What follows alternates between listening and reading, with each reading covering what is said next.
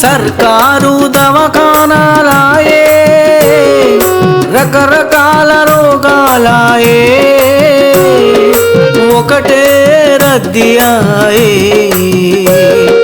లైన్లో నిలబడక చస్తున్నమాయే.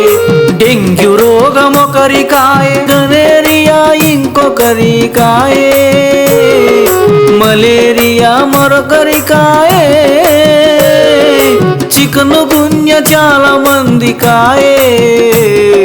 డెంగ్యూ వచ్చి డాక్టరే సచ్చిపాయే. ముద్దు ముద్దుగా ఉన్న చిన్న పిల్లలు డెంగ్యూ జ్వరంతో సచ్చిపోయిరి. వేల కొద్ది పేషెంట్లాయే, లైన్లోనే కూలబడి సచ్చుడాయే. డాక్టర్లు లేరాయే, నర్సులు రారాయే, మందులు లేవాయే,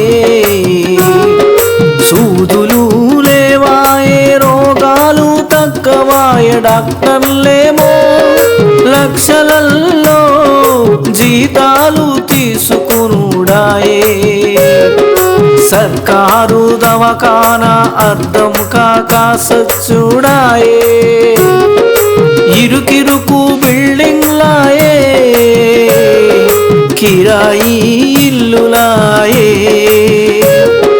దవాఖానలు లేక కమ్యూనిటీ హాళ్ళల్లో, గ్రామ పంచాయతీలలో టెంపరవరీ దవాఖానలాయే. కాంగ్రెస్ మంత్రులేమో పెద్ద పెద్ద ఏతులు పిత్తుతరాయే. ఫండ్స్ ఏమో లేదాయే, డాక్టర్లు టైంకు రారాయే. ఒట్టొట్టి సెలవులాయే, లంచాలు తినుడాయే, దొంగన కొడుకులాయే.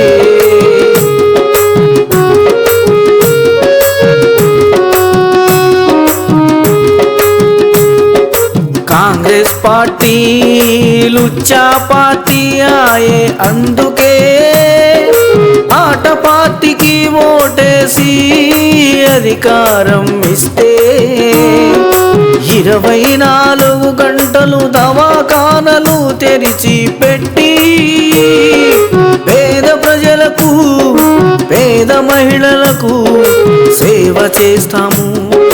మందులన్నీ అందుబాటులో పెడతాము, లంచాలు తీసుకోనియము, నిజమైన మానవ సేవ చేస్తాము.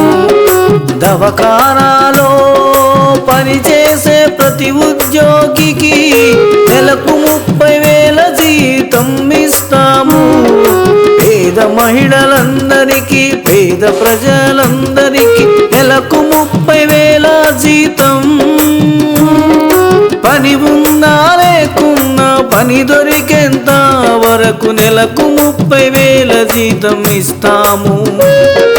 పాట పాటికే మీ ఓటు, మచ్చల్ల వెంకటరెడ్డికే మీ ఓటు.